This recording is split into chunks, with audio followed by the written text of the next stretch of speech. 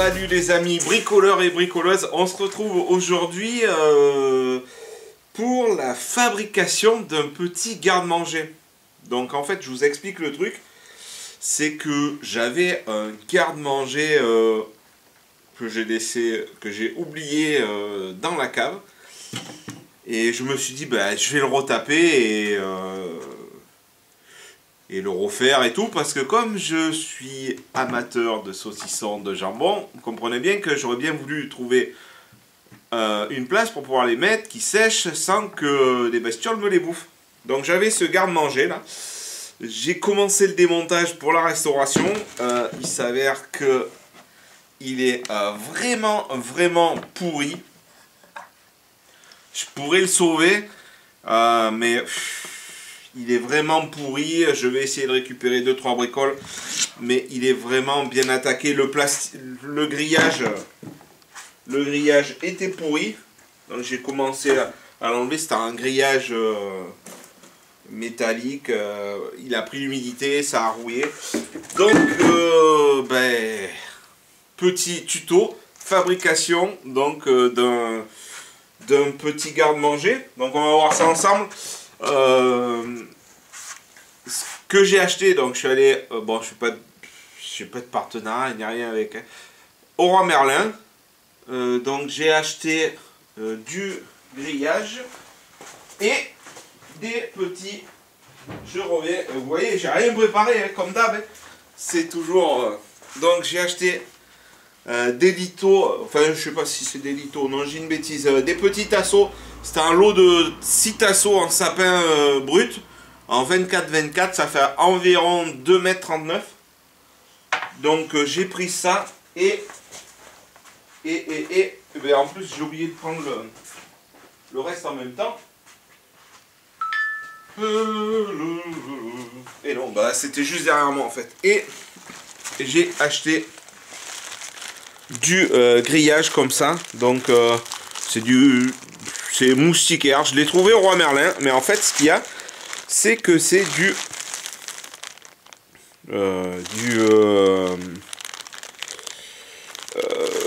pense que c'est de l'inox ou c'est de l'acier, donc c'est vraiment des petites mailles. Donc la messe, je la connais pas. Qu'est-ce que je voulais vous dire? Si, je pars de l'autre côté.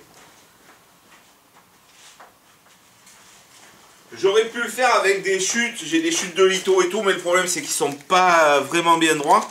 Donc j'ai pas voulu me casser la tête cette fois-ci, j'ai pas forcément de machine pour le raboter et le mettre, bien le déligner. Donc je vais vous dire à peu près ce que ça m'a coûté, Donc la moustiquaire, il y a en longueur, il y a de quoi faire.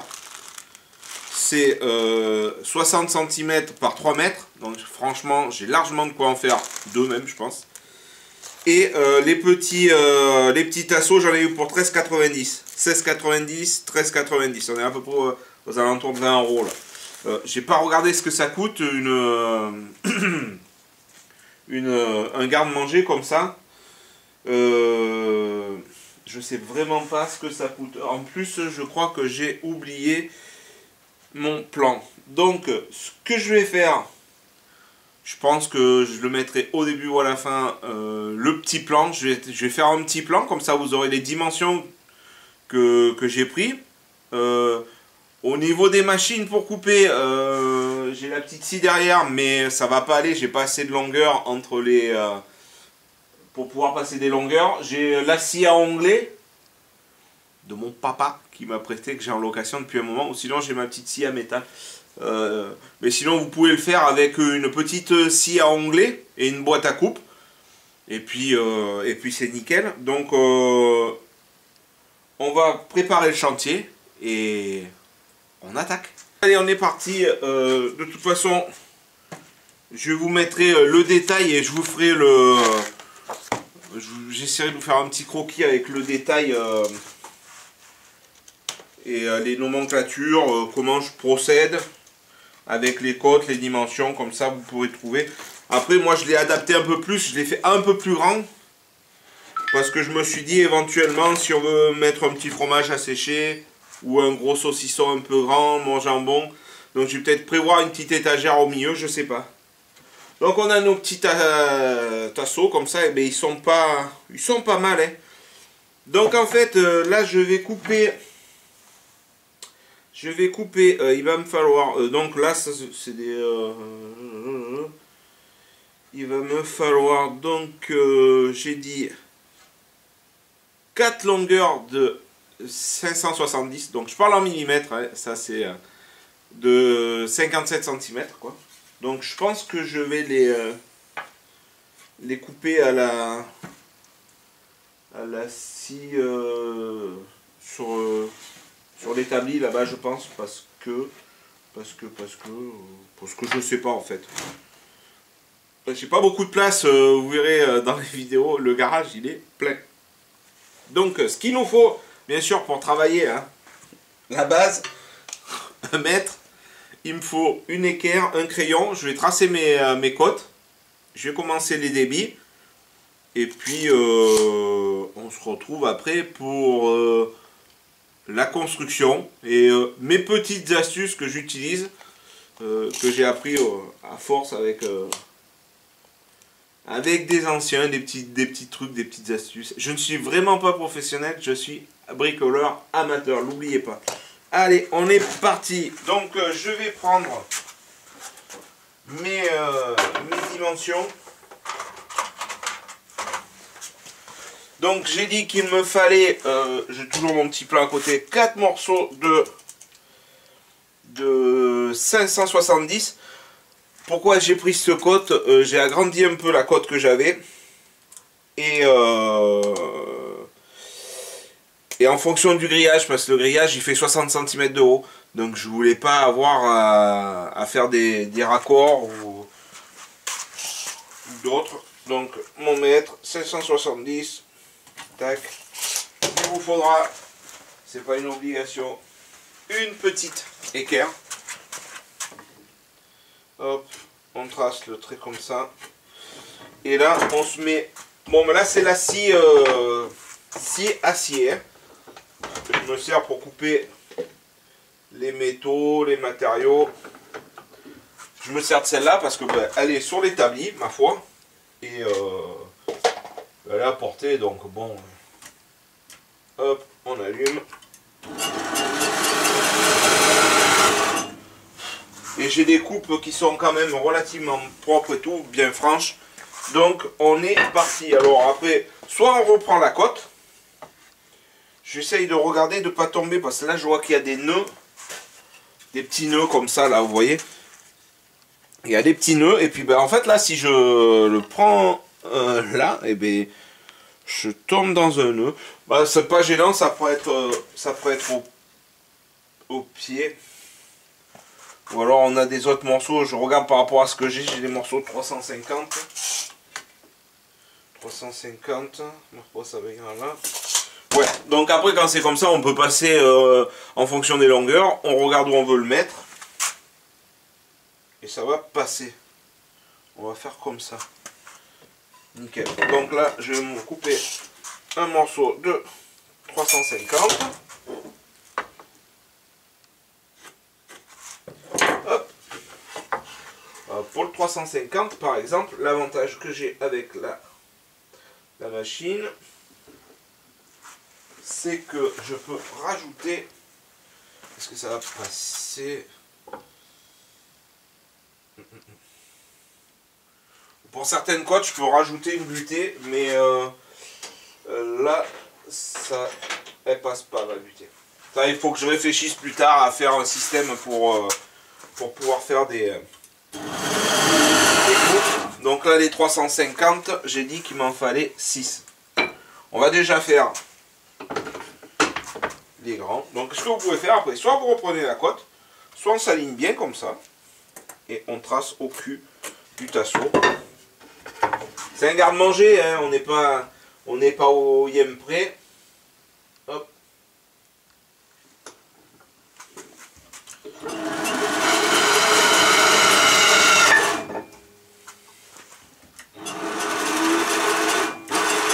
Hop là. Allez, ce que je fais, c'est que je prépare tous mes morceaux et on se retrouve juste après.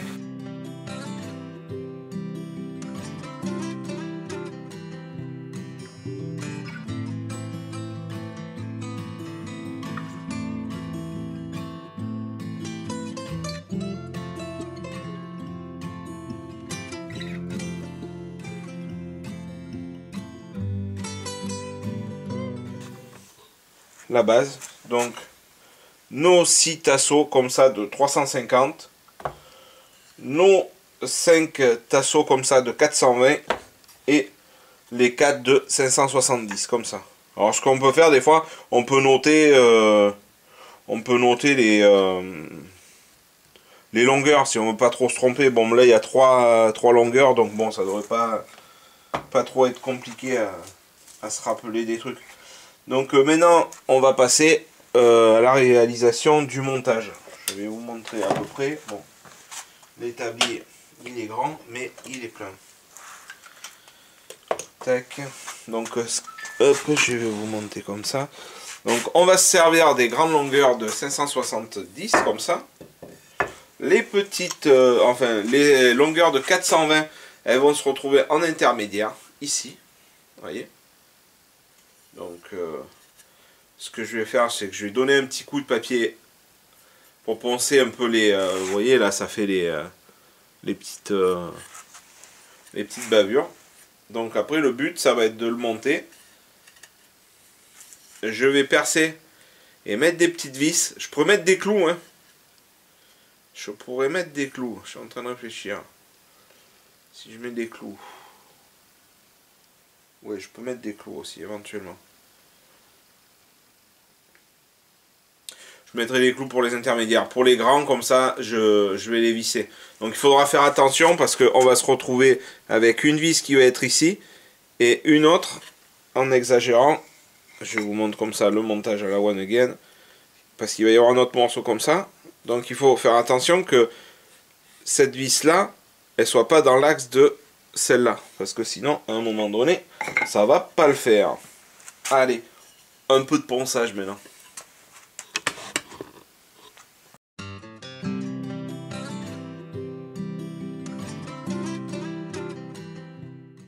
Alors pendant là, tous les petits morceaux sont...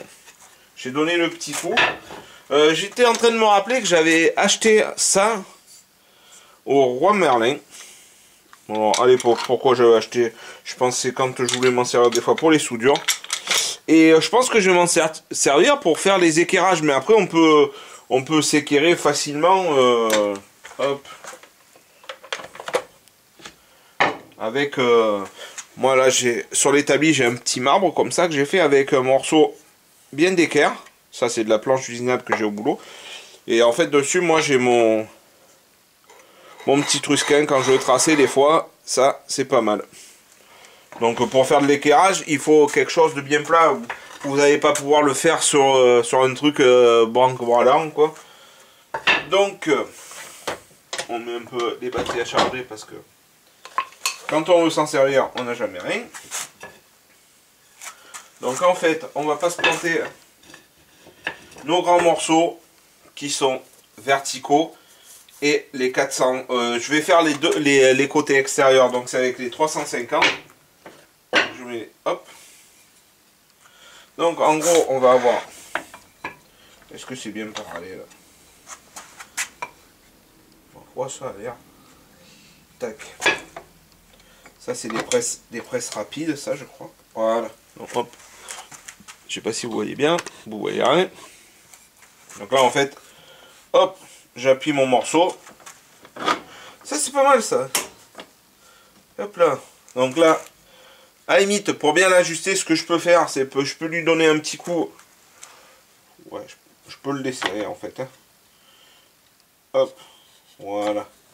On écarte bien. Alors, je vais quand même checker, voir, parce que c'est pas garanti qu'on soit... Oh, c'est pas mal. Donc là, on a le montage. Je suis en train de me dire que je vais peut-être coller aussi en même temps. Ça sera pas mal. Ça sera pas mal. Un petit point de colle, vous en pensez quoi? Alors dans le garage, il fait la colle à bois. Donc ce que je vais faire, je ne vais pas bouger celui-là. Je vais juste enlever celui-ci. Je vais y mettre un petit point de colle. L'avantage, c'est que c'est un tasseau carré. La colle à froid, Pas comme il fait dans le garage, mais...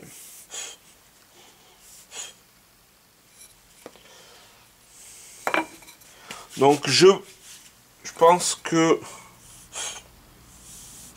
Je vais vous montrer les techniques, mais je pense que je vais clouer dans un premier temps. Bon, ça ne veut pas descendre, on va la mettre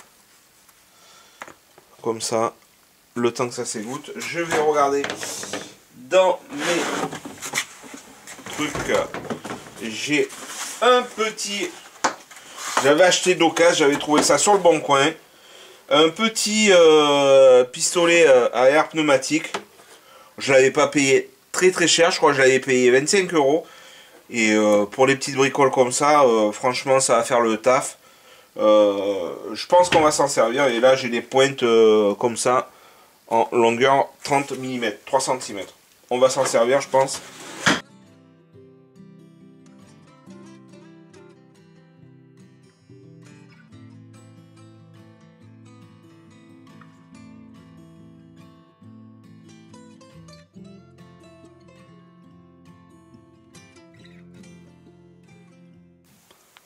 Bon voilà, on a les deux cadres de fait. Ce que je vais faire, c'est que je vais rajouter un autre tasseau en plein milieu.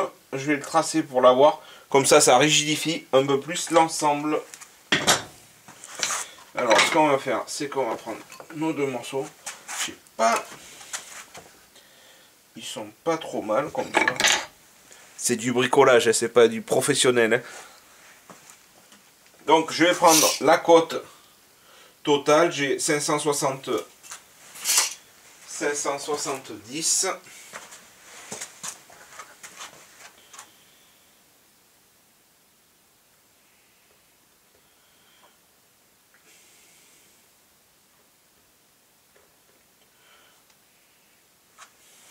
Tac.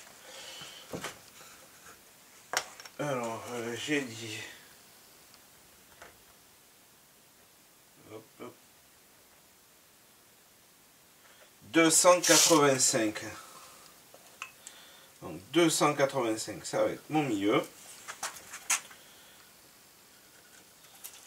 Et on a des tasseaux qui font à peu près 20, donc je vais faire 275 en fait. Tac. 275.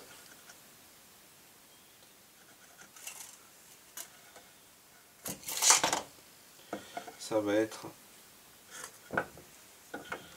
va être le haut de mon tasseau. Comme ils font 20, je vais pouvoir l'aligner. Non, c'est pas celui-là. Ça me met bien un peu petit. Je vais pouvoir l'aligner comme ça. Tac, par rapport à mon tracé. Et de l'autre côté, pareil. Colle et clou. Alors celui-là, il est fait. 275. Un petit trait. Vous inquiétez pas, je mettrai toutes mes mesures et toutes mes cotes à la fin de la vidéo. Donc là, au pire, ce qu'on peut mettre, on peut faire un petit trait en bas avec une flèche pour montrer, je ne me trompe pas, le sens du morceau. N'hésitez pas, après ça sera poncé de toute façon. Donc, on va essayer de se remonter avec ça. Ça me plaît bien ce petit truc, en fait, ça marche pas trop mal. Donc, normalement, je dois pouvoir ajuster ça. Ouais, c'est pas trop mal. Ça, c'est en plus, on peut le fixer. Donc ça, c'est pas mal. C'est un petit plus. Donc là, je regarde comment ça tombe. Donc là, à la limite, après, je peux rapprocher en tapotant un peu pour être bien pile poil. Tac, là c'est bon. Un peu de colle. Ah, du mal à sortir la colle. Hein.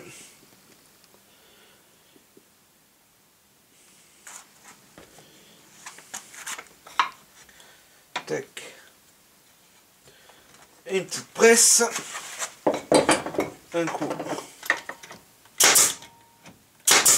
de cloueuse. Après, sinon, des vis. Hein. Ça marche Et vous voyez là, ce que j'ai fait comme bêtise. Tout de suite, j'ai pas forcément mis la colle de l'autre côté. Donc, comme j'ai un petit peu de flex, je vais la rajouter. Vous voyez, hein, j'en fais des conneries aussi. Hop. Alors là, ce que je peux faire, là, je peux m'aligner comme ça et éventuellement, proprement, faire verticalement. Et voilà. Un premier cadre. On fait. Je pourrais le faire aussi verticalement en fait. Hein. Je pourrais. Hein.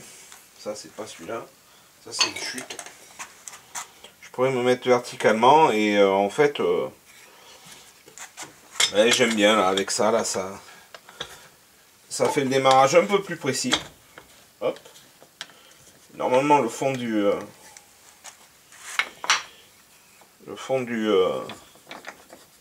de l'étau est parallèle, donc bon. Hop. Aligné. Cette fois-ci, je me trompe pas, coller de côté.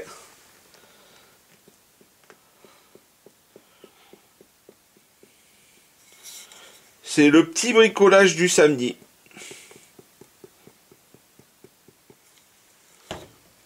Tac.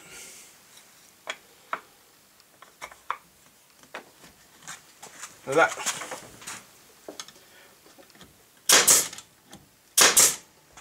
Bon, j'ai pas forcément mis aussi de... J'ai pas forcément mis de lunettes pour travailler. Donc bon, faites quand même très attention. On n'est pas à l'abri, surtout avec des machines à air, des clouteuses, ponceuses, disqueuses.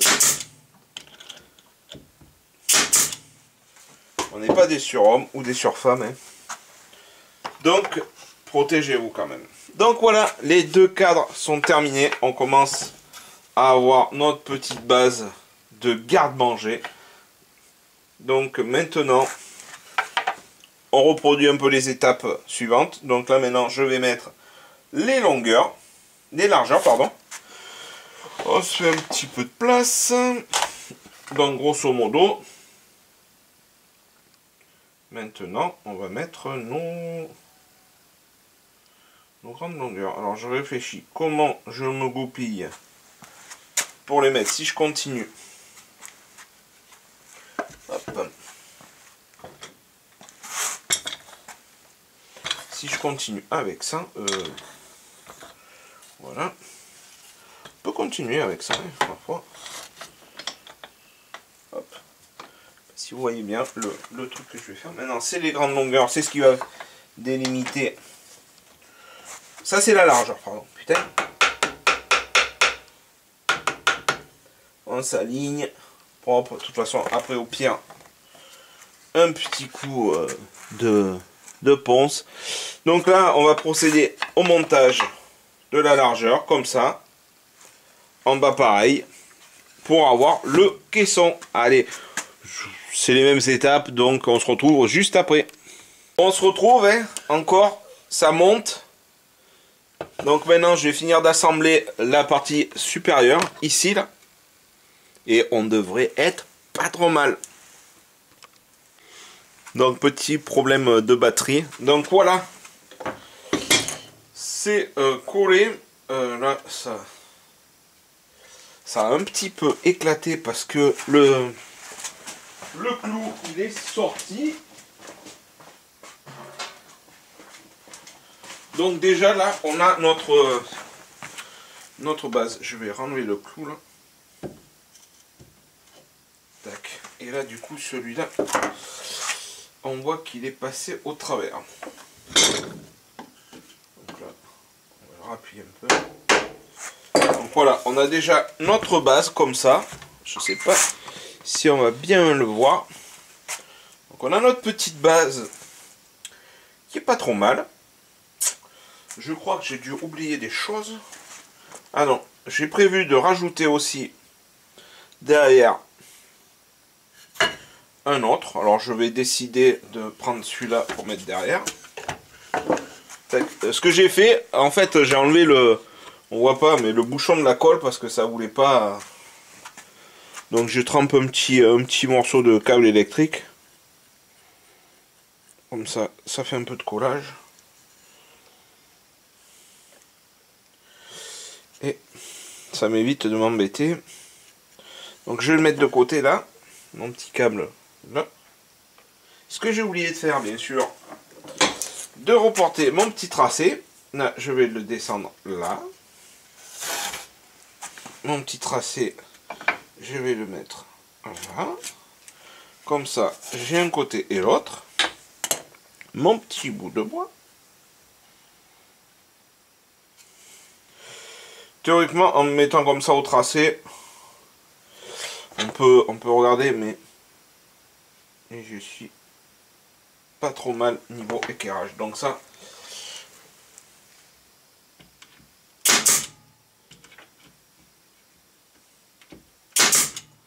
voilà. Après, là c'est, je rajoute de la colle, c'est cloué. Bon, ça devrait pas bouger, mais bon, le mieux c'est les vis, mais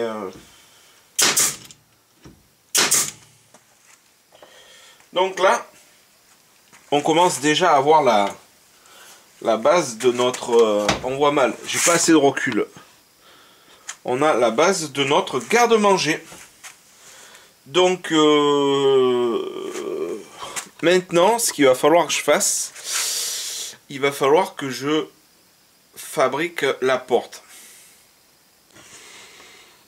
Bon, là, ce que j'ai fait, c'est que j'ai coupé des petits tasseaux qui vont me servir pour la porte. Donc là, je les ai fait, on voit pas, mais ils sont juste pour juste, en fait, là-dedans. Donc, eux, ils vont s'ouvrir comme ça. Tac. Ça va s'ouvrir comme ça, la porte. Donc, ce que je vais faire, c'est que dessous, pour faire un petit peu de jeu, pour pas que ça soit bois, je vais regarder si j'ai du clinquant ou une petite ferraille pas trop épaisse. Quelque chose qui va pouvoir me donner un peu de jeu, mais sans forcément en avoir non plus énormément, quoi, parce qu'il me faut vraiment... j'avais des trucs normalement, mais...